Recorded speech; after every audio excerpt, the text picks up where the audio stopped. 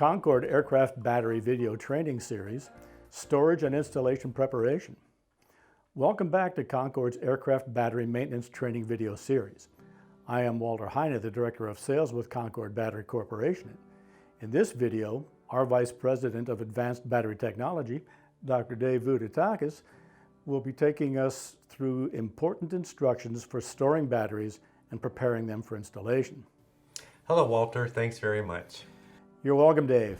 To get the ball rolling, would you please explain why it is important to properly store an aircraft battery and how to accomplish this? Of course.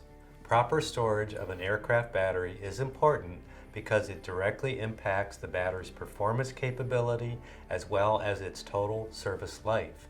To understand this, let me describe what happens to the battery during storage. When a battery is in storage, it gradually loses charge even though there is no load on the battery.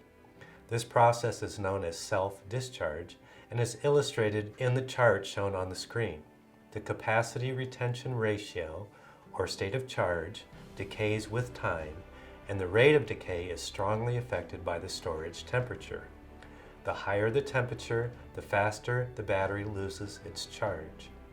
As the battery self-discharges, the plates become sulfated and the internal resistance of the battery increases. If the sulfate level in the plates gets too high, the battery will take a lot longer to charge and will not last as long. To actually see sulfation, take a look at the high magnification photos of sulfated plates and unsulfated plates shown on the screen. The photo on the left shows the sulfated plate with large sulfate crystals. This is what causes the high resistance in the battery. To prevent the sulfate levels from getting too high, the battery needs to be boost charged to get it back to 100% state of charge. The photo on the right shows the plate after charging, which erases the sulfate crystals. Fortunately, a simple check of the battery's open circuit voltage with a digital multimeter can be used to determine the condition of the battery. The table shown on the screen summarizes the instructions from the CMM.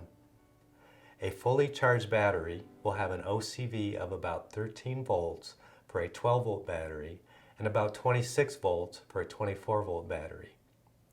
While in storage, the OCV should not be allowed to drop below 12.5 volts for a 12-volt battery or below 25.0 volts for a 24-volt battery.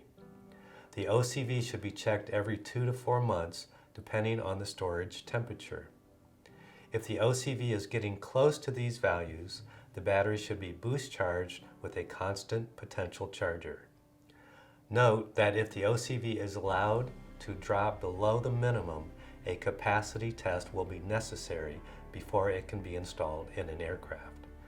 This is to make sure that the sulfated plates can be restored to a good condition.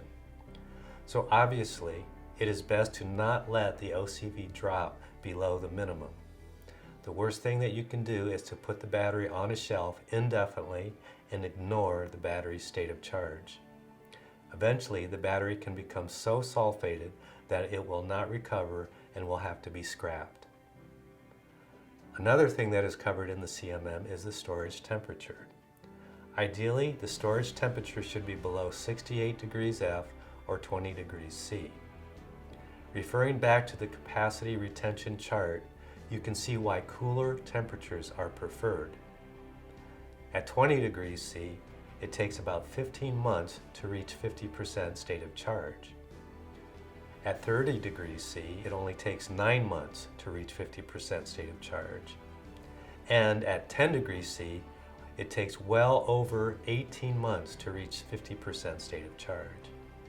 So the cooler it is during storage, the longer you can go before a boost charge is necessary. However, if you cannot avoid storing the battery at warmer temperatures, it just means you will have to boost charge the battery more often. You've covered some good information on battery storage. One of the popular myths I hear is not to store it on a concrete floor, because this will cause the battery to discharge very quickly. Is this correct? No, that is not correct. That myth is a carryover from early automotive batteries that sometimes had acid residue on the case which could contact the concrete.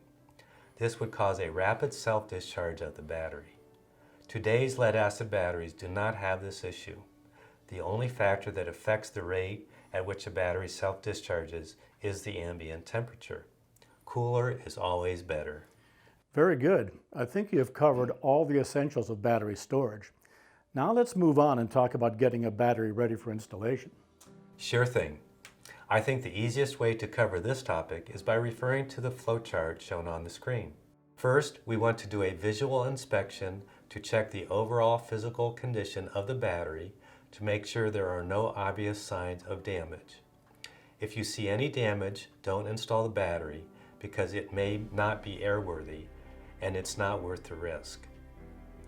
Next, measure the open circuit voltage of the battery with a digital multimeter. As long as the voltage is equal to or greater than 25.5 volts, the battery can be installed. If the voltage is equal to or greater than 25.0 volts, but less than 25.5 volts, then it will need a constant potential boost charge before installing it in the aircraft. If the voltage is less than 25.0 volts, then you will have to charge the battery at constant potential and follow that up with a capacity test. As long as the battery passes the capacity test, it is acceptable for aircraft installation. Note that for a 12-volt battery, all of the voltage requirements are cut in half. I like that flowchart, Dave. I understand it is included in the latest version of the CMM. Is that correct? Yes, that is correct, and thanks for the reminder. It is included in Appendix B of the CMM. I also want to point out that the CMM is a governing document for servicing Concorde aircraft batteries, and this video does not take the place of the CMM. If you have any questions regarding the CMM, please contact Concorde's Customer Service Department. Thank you, everyone. Be safe.